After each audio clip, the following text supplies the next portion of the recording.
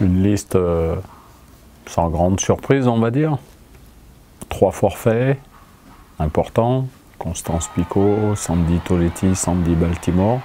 Un retour, certainement très attendu par beaucoup de personnes.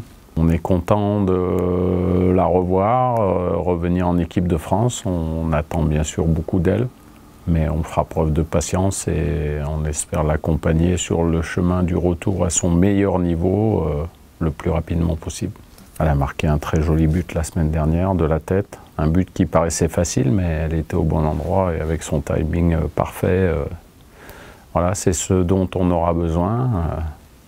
D'une joueuse athlétique capable de mobiliser les défenseurs adverses et puis être efficace comme elle l'a souvent été. Donc c'est bien qu'elle retrouve le chemin des filets et que ça serve aussi à l'équipe de France. Il faudra que certaines acceptent de jouer un tout petit peu moins ou se sacrifier pour l'aspect collectif qui est le plus important, l'équipe de France. Voilà, c'est toujours le mot d'ordre, mais à tous les postes. Il y a un retour aussi de Kenza Dali, qui n'était pas avec nous depuis la Coupe du Monde. Elle avait des petits problèmes avec son genou, elle est de retour, donc on est content qu'elle revienne également. Elle fait preuve d'un état d'esprit remarquable, donc il faut garder cet état d'esprit collectif et puis se donner des objectifs élevés. Un match très très important. Dans un stade à guichet fermé, on a tous les atouts entre nos mains pour atteindre l'objectif qu'on s'était fixé, rejoindre le Final Four, le dernier carré de cette compétition de la première Ligue des Nations de l'histoire du football féminin, donc à nous de le faire. Équipe athlétique, dangereuse sur les coups de pied arrêtés, donc match difficile, préparons-nous bien. Avec beaucoup de confiance, soyons sûrs de nos forces, c'est le plus important.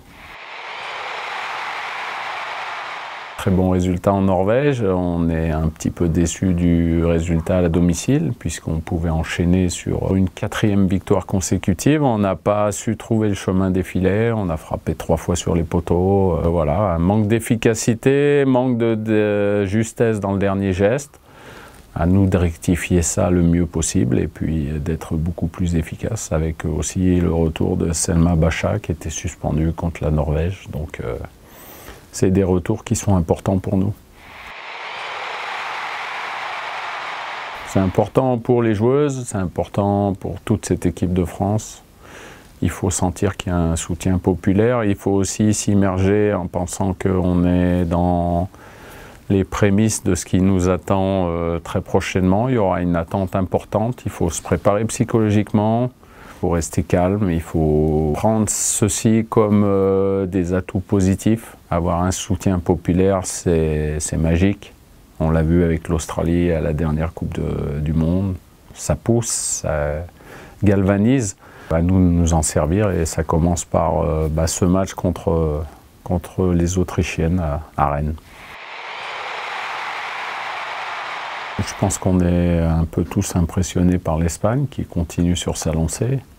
C'est pas une surprise de par le football qu'elles ont pratiqué à la dernière Coupe du Monde en remportant très logiquement le titre de championne du monde. Et il y a certains groupes où la bataille sera féroce également. Les Anglais, je pense, n'ont pas dit leur dernier mot et ça sera un groupe très âpre. Des nations comme la Belgique, le Danemark qui est devant l'Allemagne, voilà, la concurrence s'accélère, progresse, comme au niveau des clubs, donc il ne faut pas s'endormir. Mais on retrouvera de toute façon 4 grandes équipes en demi-finale. À nous d'y être, c'est ça le plus important.